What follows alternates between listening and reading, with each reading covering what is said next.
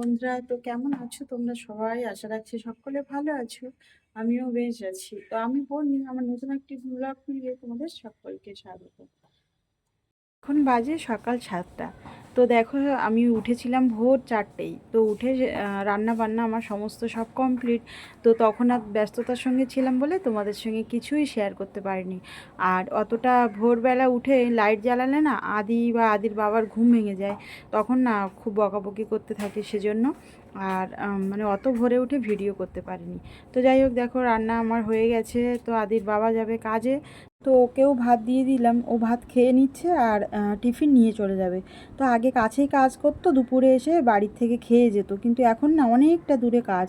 তো ও বাড়ি আর আসতে পারবে না, তার জন্য টিফিনটা নিয়ে যাচ্ছে। আর এই টিফিন নিয়ে যেতে হয় বলে না আমাকে অনেক ভোরে উঠে রান্না করতে হয়। তো আমার রান্নাবান্না হয়ে গেছে আর টিফিনটাও গুছিয়ে দিয়েছি।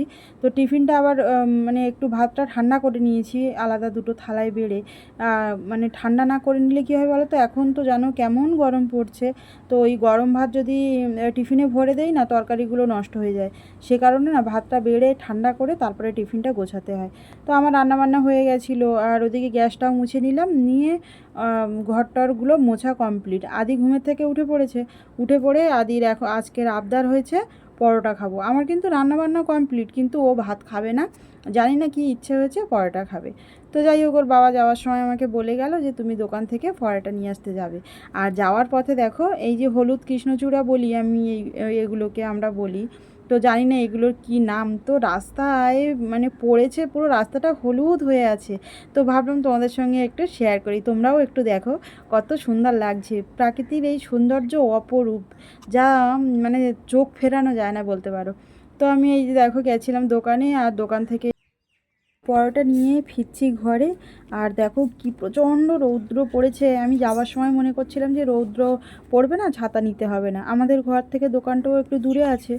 তো আমি ওইভাবে গেছিলাম, আর আসার সময় না আর আসতে পারছি না, এত রৌদ্র পড়েছে।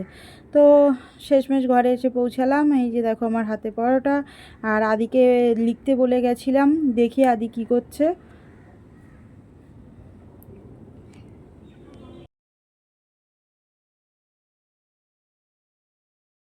তো ঘরে এসে দেখছি যে না, লিখছে। তো লিখতে বলে গেলে তো আমি যদি না থাকি, ও না আর লিখতে চায় না, উঠে চলে যায়। তো আজকে দেখি না, একা একা বসে বসে লিখছে। আর ওদের তো স্কুল এখন বন্ধ আছে, গরমের ছুটি পড়ে গেছে। তো এই যে দেখো পরোটা নিয়ে এসেছিলাম, আদিকে দিয়ে দিলাম। আর মানে আদি না পরোটা খেতে ভীষণ ভালোবাসে। ওর যদি পছন্দের কোনো খাবার থাকে তো প্রথমে ওর পরোটা। তো ও যেখানেই যাক একটু পরোটা দিলে আর ওর কিচ্ছু চাই না। আর এখানে দেখো পরোটার সঙ্গে না ঘুগনি দেয়, আর হচ্ছে আলুর দমও দেয়, তুমি যেটা নেবে সেটা। তো আদি ঘুগনিটা বেশি পছন্দ করে বলে আমি ঘুগনিটাই নিয়ে এসেছি। তো ওকে দিলাম, ও কিছুটা খেলো আর কিছুটা খেতে পারিনি। তো সেটাই আমি খেয়ে নিলাম। তো আমাদের সকালবেলার টিফিন আপাতত কমপ্লিট। আর এখনও আমার অনেক কাজ বাকি আছে, তো চলো কাজগুলো সেরে নেওয়া যাক। আর সকালে না বিছানাটা তোলা হয়নি, অন্য সব কাজ হয়ে গেছে, কিন্তু আদি শুয়েছিল বলে বিছানাটা তোলা হয়নি। তো ওকে তো ডেকে দিয়ে তারপরে আমি গেছিলাম দোকানে। তো দোকান থেকে এসে বিছানাটা সুন্দর করে গুছিয়ে নিলাম। তো নিয়ে তারপরে বিছানা গোছাতে গোছাতে হঠাৎ একটা পার্সেল এসছে। আমি না মিশোতে একটা পার্সেল অর্ডার করেছিলাম, যে ওয়েল যে ছোট ছোট ব্রাশ শুদ্ধ মানে পটগুলো হয় না, সেগুলোই। তো আমার দেখে খুব পছন্দ হয়েছিল, আর আমারও খুব প্রয়োজন ছিল। তো এই তেল ব্রাশ করতে গেলে না, মানে চামচ দিয়ে দিয়ে তেল লাগালে মানে সব জায়গায় লাগে না, পরোটা বলো রুটি বলো, সব জায়গায় তেল একদমই লাগে না। তো সেজন্য আমি এই মানে ওয়েলের যে পটগুলো হয়, তো এগুলো অর্ডার দিয়েছিলাম। তো এত ভালো আসবে আমি ভাবতে পারসেল আনবক্সিং করার একজনই লোক, সেটা হচ্ছে আমাদের আদি। তো যেই পার্সেল আসুক না কেন ওকে কিন্তু আনবক্সিং করতে দিতেই হবে। তো এই যে দেখো বসে পড়েছে মানে পার্সেলটা খুলতে।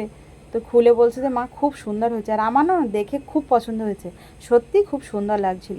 তো মানে দুটো ছিল, একটার সঙ্গে একটা ফ্রি ছিল।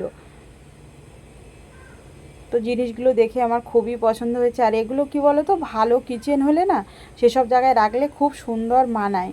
কিন্তু আমাদের এখানে মানে আমার এখানে তো রাখার খুব একটা ভালো জায়গা নেই। একটা ছোট্ট টেবিলের উপরে গ্যাসটা রাখা, আর কোথাও যে সাজিয়ে রাখবো তেমনও কোনো জায়গা নেই। তবু প্রয়োজন তাই নিলাম। তো তারপরে দেখো তেল ভরে নিয়েছিলাম, তো তেল ভরে নিয়ে মানে জাটার দিক থেকে না আমি চোখটা সরাতেই পারছি না, এত ভালো লাগছিল। আর এই যে দেখো কত সুন্দর লাগছে। তো ভাবছিলাম কি গুছিয়ে রেখে দেই, পরে ব্যবহার করব। আমার না একটা অভ্যাস খুব খারাপ। তো কোনো জিনিস প্রয়োজন হলে সেটা কিনে ফেলি, কিন্তু যখনই নতুন জিনিসটা আসে তখন মনে হয় কি গুছিয়ে রেখে দেই, ব্যবহার করবো না।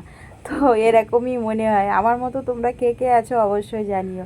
আর তারপরে দেখো এই যে বাজার করে এনেছিল কাল, তো গোছানো হয়নি বাজারগুলো, আজ গোছাতে বসে পড়লাম। আর আমাদের বাজার সব থেকে বেশি কোনটা হয় বলো তো? আলু। প্রচণ্ড আলু খাই আমরা। তো আলু এই দেখো 10 কেজি আলু নিয়ে এসছে। তো আগের তারিখও 10 কেজি আলু নিয়ে এসেছিলো, এক সপ্তাহ হয়নি। তো আলুগুলো আমি গুছিয়ে নিলাম। আর এই দেখো সবজি। তো সবজিগুলো ফ্রিজে রেখেছিলাম, তো খুব সুন্দর ঠান্ডা হয়ে গেছে, বের করে মনে হচ্ছে কি ওর উপরে হাত দিয়েই বসে থাকি। তো রাত্রে এনেছিল বলে আর গুছাইনি তখন। আর সারাদিন এত পরিশ্রম করে না শরীরটা এত ক্লান্ত লাগে যে রাত্রের দিকে আর কোনো কাজ করতে ইচ্ছা করে না। তো সবজি অল্প কিছু বাজার করে আনতে বলেছিলাম, তো বেশি বেশি বাজার করে আনলে কী হয় বলো তো, খাওয়া হচ্ছে না। আর ফ্রিজের ভিতরে থাকলেও না সবজি কেমন একটা হয়ে যায়। তো আমি বললাম যে তুমি অল্প অল্প করে নিয়ে আসো, আবার তো বাজার যাচ্ছ, তো বাজার করে নিয়ে আসবে। তো আমি এই যে বাজারগুলো গুছিয়ে নিলাম। আজকে নিয়ে এসছে করলা, আর হচ্ছে কুমড়ো, বরবটি, আম, পটল, টমেটো, এই সব হেনা তেনা এইসবই নিয়ে এসছে। তো নিয়ে এসে গুছিয়ে নিলাম, নিয়ে দুপুরবেলা একটু বিশ্রাম করেছিলাম, তোমাদের সঙ্গে আর দেখা হয়নি। এখন সন্ধে 6টা বাজে। তো সন্ধে আলো দিয়ে একটু চা করে খেয়ে নিয়েছি, নিয়ে আর এই যে দেখো রুটি করতে বসে পড়েছি। তো রুটিটা করে একটু মাংস নিয়ে এসছে আজকে, তো রুটি আর মাংসর তরকারি বানাবো। তো আজ তাহলে এই পর্যন্তই থাক, আবার তোমাদের সঙ্গে পরে দেখা হচ্ছে। সবাই ভালো থেকো, সুস্থ থেকো।